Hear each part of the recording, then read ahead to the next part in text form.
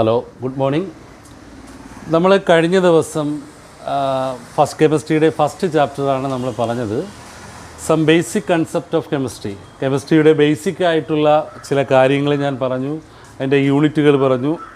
അതിനുശേഷം നമ്മൾ ഏറ്റവും പ്രധാനപ്പെട്ട ഒരു സെഷനായിട്ടുള്ള law of conservation of mass, law of chemical combination എന്ന് പറയുന്ന ഒരു സെക്ഷൻ, അതിൽ ഒന്നാമത്തെ ലോയാണ് law of conservation of mass. അതിനെക്കുറിച്ച് ഞാൻ കാര്യങ്ങൾ പറഞ്ഞിട്ടുണ്ട്. എന്നാൽ ഒരിക്കൽ കൂടെ ഓർമ്മിപ്പിക്കാം, എന്താണ് law of conservation of mass എന്ന് ചോദിച്ചാൽ അത് ഫോർവേഡ് ചെയ്ത സയൻറ്റിസ്റ്റിൻ്റെ പേര് ആൻറ്റോയിൻ ലാവോസിയർ എന്ന് പറയുന്ന സയൻറ്റിസ്റ്റാണ് law of conservation of mass എന്ന് പറയുന്ന ലോ പ്രപ്പോസ് ചെയ്തത്. എന്താണ് law of conservation of mass എന്ന് ചോദിച്ചു കഴിഞ്ഞാൽ, matter can neither be create nor be destroyed. Matter means ദ്രവ്യത്തെ നിർമ്മിക്കുവാനോ നശിപ്പിക്കുവാനോ കഴിയില്ല. ഓക്കെ, എന്താണ് ലോ പറയുന്നത്? This law states that matter can neither be create nor be destroyed. അല്ലെങ്കിൽ ഞാൻ വേറൊരു ഒരു ഡെഫിനിഷനും കൂടെ ഞാൻ പറഞ്ഞിട്ടുണ്ടായിരുന്നു, ഓർമ്മ കാണും. എന്നാൽ ഒരിക്കൽ കൂടെ പറയാം. The total mass of the reactant is equal to total mass of the product. ഒരു രാസപ്രവർത്തനം നടക്കുമ്പോൾ എത്ര അഭികാരകങ്ങളുണ്ടോ ഈ അഭികാരകങ്ങളുടെ എണ്ണത്തിന് തുല്യമായിരിക്കും ഉൽപ്പന്നങ്ങളുടെ എണ്ണം എന്ന് പറയുന്നു. ഉദാഹരണം എന്ന് പറയുന്നത് 12 gram carbons combines with 32 gram of oxygen to form 44 gram of carbon dioxide. 12 gram carbon 32 gram ഓക്സിജനുമായി പ്രവർത്തിച്ച് 44 gram carbon dioxide form ചെയ്തു. അത് ഏത് ലോയ്ക്ക് നമ്മൾ ഉദാഹരണമായിട്ട് പറഞ്ഞാണ്? Law of conservation of mass. Okay, അപ്പോൾ എക്സാമിന് ചോദിച്ച ക്വസ്റ്റ്യൻ എന്ന് പറഞ്ഞാൽ state and explain law of conservation of mass. Law of conservation of mass എന്താണ്, അതിൻ്റെ എക്സാമ്പിൾ സഹിതം വിവരിക്കുക എന്നാണ് ഒരു question.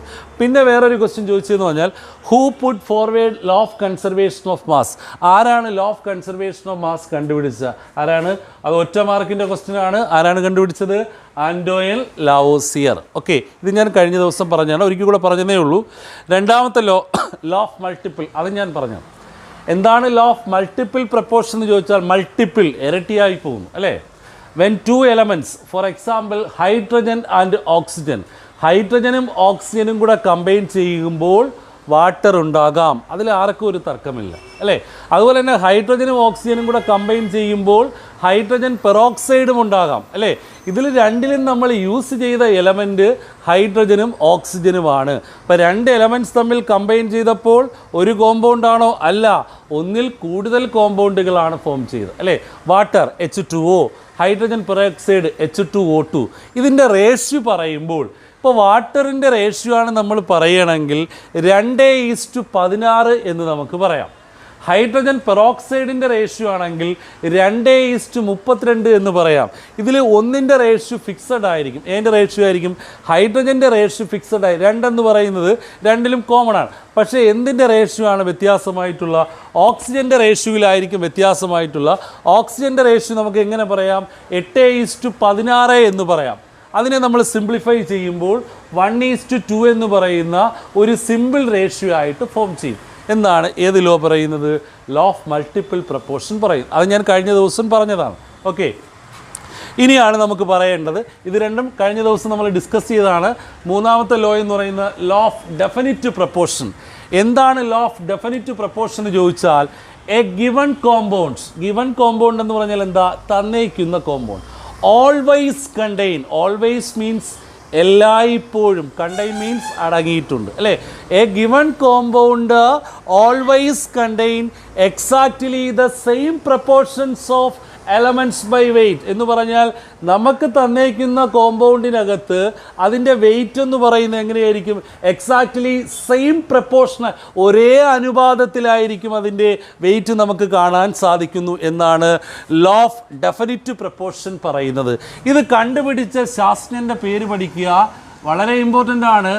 Joseph Proust, PROUST. Joseph Proust എന്ന് പറയുന്ന സയൻറ്റിസ്റ്റാണ് ലോ ഓഫ് ഡെഫിനിറ്റ് പ്രപ്പോർഷൻ കണ്ടുപിടിച്ചത്. അപ്പോൾ എന്താണ് ലോ ഓഫ് ഡെഫിനിറ്റ് പ്രപ്പോർഷൻ പറയുന്നത്? വളരെ ഇമ്പോർട്ടൻ്റ് ആണ്.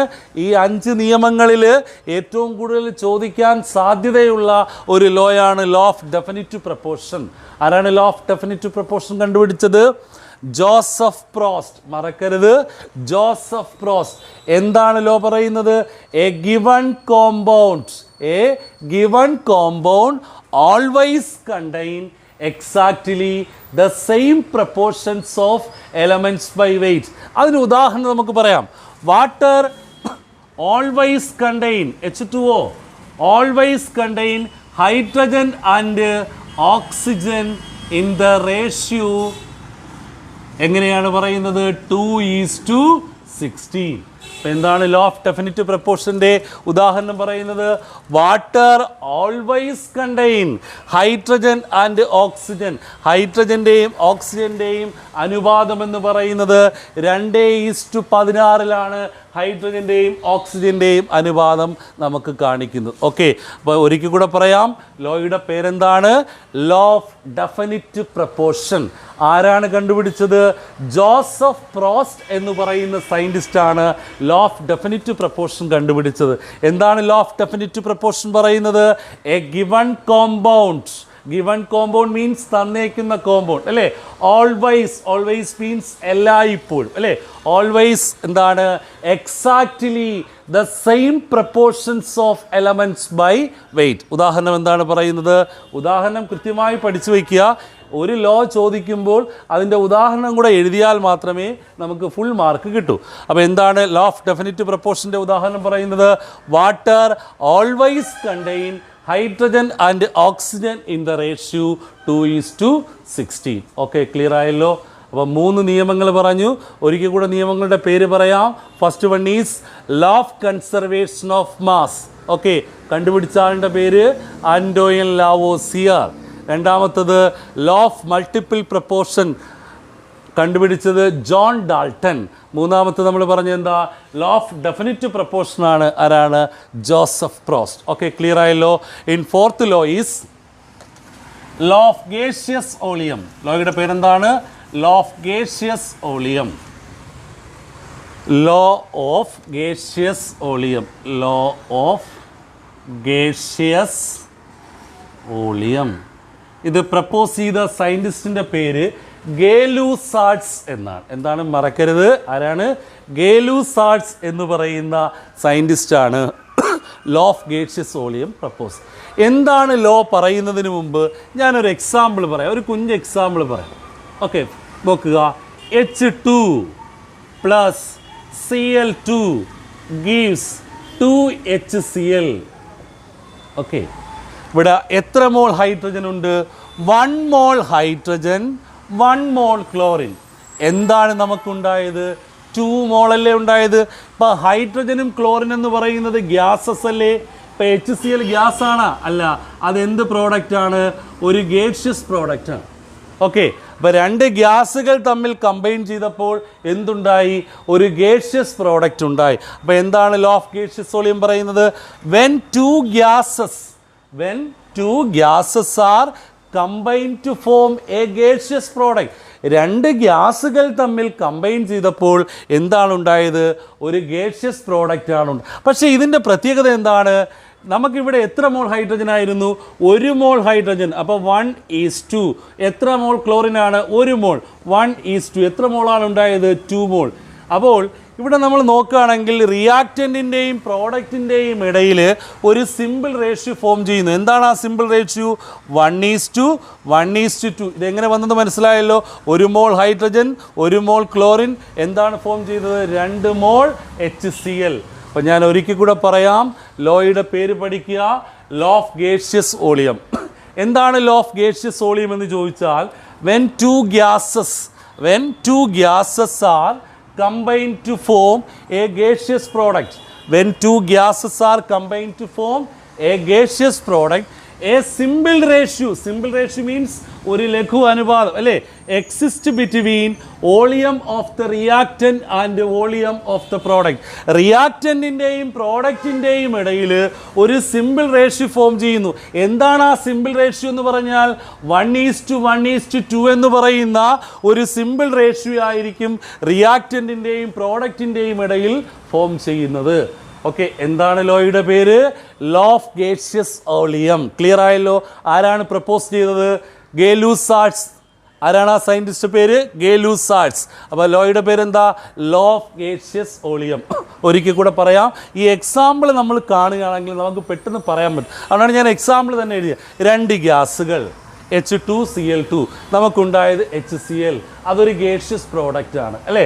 When 2 gases are combined to form a gaseous product, a simple ratio exists between volume of the reactant and volume of the product. Okay, clear ആയല്ലോ? In last law is, ആ ലോയുടെ പേരാണ്, അത് നമ്മൾ 10ാം ക്ലാസ്സിൽ പഠിച്ചിട്ടുള്ളതാണ്. അതിൻ്റെ പേര് അവോഗാഡ്രോ ലോ എന്നാണ്. Okay, എന്താണ് ലോയുടെ പേര്? Avogadro law. ഇതാരാണ് പ്രപ്പോസ് ചെയ്തതെന്ന് നമുക്ക് തന്നെ അറിയാം. ആരാണ്? ആ സയൻറ്റിസ്റ്റിൻ്റെ പേര് അവോഗാഡ്രോ എന്നാണ്. ഓക്കെ, അവോഗാഡ്രോ നമ്പറൊക്കെ അറിയാമല്ലോ, അതൊക്കെ ഞാൻ കഴിഞ്ഞ ദിവസം പറഞ്ഞിട്ടുണ്ടായിരുന്നു. അവോഗാഡ്രോ ലോ നമ്മൾ പഠിച്ചിട്ടുള്ളത് V പ്രപ്പോർഷണൽ ടു N. 2 ടേമുകളുണ്ട്, P, T എന്ന് പറഞ്ഞാൽ നമ്മൾ 10ൽ പഠിച്ചിട്ടുള്ളതാണ്. At constant temperature and pressure. ഇവിടെ 2 ടേമുകൾ കോൺസ്റ്റൻ്റ് ആയിരിക്കും. ആരൊക്കെ ആയിരിക്കും? ടെമ്പറേച്ചറും പ്രഷറും കോൺസ്റ്റൻ്റ് ആയിരിക്കും. At constant temperature and pressure equal അല്ലെങ്കിൽ volume of a gas is directly proportional to number of moles. അപ്പോൾ എന്താണ് ലോ പറയുന്നത്? ടെമ്പറേച്ചർ സ്ഥിര ഊഷ്മാവിലും മർദ്ദത്തിലും സ്ഥിതി ചെയ്യുന്ന ഒരു നിശ്ചിത മാസ് വാതകത്തിൻ്റെ വ്യാപ്തം എന്ന് പറയുന്നത് മോളുകളുടെ എണ്ണത്തിന് ആനുപാതികമായിരിക്കും എന്നാണ് അവോഗാഡ്രോ ലോ പറയുന്നത് അല്ലേ? അപ്പോൾ this law states that at constant temperature and pressure the volume of a substance is directly proportional to number of moles. അപ്പോൾ എന്താണ് ലോ പറയുന്നത്? ലോ എങ്ങനെയാണ് പറയുന്നത്? This law states that at constant temperature and pressure the volume of a substance is directly proportional to number of moles എന്ന് നമ്മൾ വേറൊരു രീതിയിലും കൂടെ നമ്മുടെ ടെസ്റ്റിൽ അതിനൊരു ഡെഫിനിഷൻ കൊടുത്തിട്ടുണ്ട്. അപ്പോൾ ഒരു സംശയം വരരുത്. ആ ഡെഫിനിഷൻ എന്ന് പറഞ്ഞാൽ ഇങ്ങനെയാണ്: equal volume of all gases at the temperature and pressure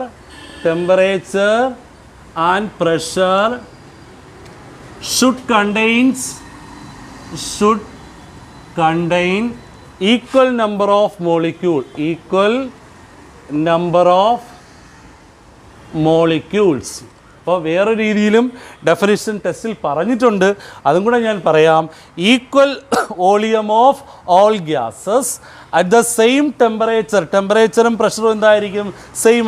should contain means തീർച്ചയായും അടങ്ങിയിട്ടുണ്ട് equal number of molecules. Okay, അപ്പോൾ 2 രീതികളിൽ ആ ഡെഫിനിഷൻ ഉണ്ട്, ശ്രദ്ധിച്ചോളാം. ഇത് നമ്മൾ 10ാം ക്ലാസ്സിൽ പഠിച്ചിട്ടുള്ള ഡെഫിനിഷൻ. ഇത് നമ്മളിപ്പോൾ +1 ടെസ്റ്റിലുള്ള ഡെഫിനിഷനാണ്. അപ്പോൾ എന്താണ് അവോഗാഡ്രോ ലോ പറയുന്നത്? Equal volume of all gases at the same temperature and pressure should contain equal number of molecules. Okay, clear ആയല്ലോ? അപ്പം 5 നിയമങ്ങളാണ് നമ്മൾ പ്രധാനമായിട്ടും പറഞ്ഞത്. ഏതൊക്കെയാണ് ആ നിയമങ്ങളെന്ന് പറയുന്നത്? ഒരിക്കൽ കൂടെ ഞാൻ പറയാം. ഈ 5 നിയമങ്ങളിൽ ഒരു ക്വസ്റ്റ്യൻ കൃത്യമായും എക്സാമിനുണ്ടായിരിക്കും. അതുകൊണ്ട് കൃത്യമായി ശ്രദ്ധിച്ചു പഠിക്കുക. ഫസ്റ്റ് ലോയുടെ പേര് law of conservation of mass എന്നാണ്. അത് കണ്ടുപിടിച്ച ആളുടെ പേര് ഒരിക്കൽ കൂടെ പറയാം. എന്താണ്? ആന്റോയിൻ ലാവോസിയർ എന്ന് പറയുന്ന സയൻറ്റിസ്റ്റാണ്. രണ്ടാമത്തെ ലോയുടെ പേരെന്താ? ലോ ഓഫ് മൾട്ടിപ്പിൾ പ്രപ്പോർഷൻ എന്നാണ്. ആരാണ് കണ്ടുപിടിച്ച? John Dalton. ഓക്കെ, അടുത്ത third one law of definite proportion. Law of definite proportion ആരാണ്? ജോസഫ് പ്രോസ്റ്റ് എന്ന് പറയുന്ന സയൻറ്റിസ്റ്റാണ്. അടുത്താണ് ലോ ഓഫ് ഗേഷ്യസ് വോളിയം. അത് കണ്ടുപിടിച്ച ആരാണ്? ഗേ-ലൂസാർട്സ് എന്ന് പറയുന്ന സയൻറ്റിസ്റ്റാണ്. ഓക്കെ അല്ലോ? Last one Avogadro law. Okay, ഓരോ ലോയും നമ്മൾ കൃത്യമായിട്ട് നിയമം പറയുകയും അതിൻ്റെ എക്സാമ്പിൾ സഹിതം നമ്മൾ എഴുതുക. ഓക്കെ, ഇന്ന് നമുക്ക് ഇത്ര കൊണ്ട് അവസാനിക്കാം. അടുത്ത ക്ലാസ്സിൽ അടുത്തൊരു ടോപ്പിക്കുമായിട്ട് നമുക്ക് വരാം. ഓക്കെ.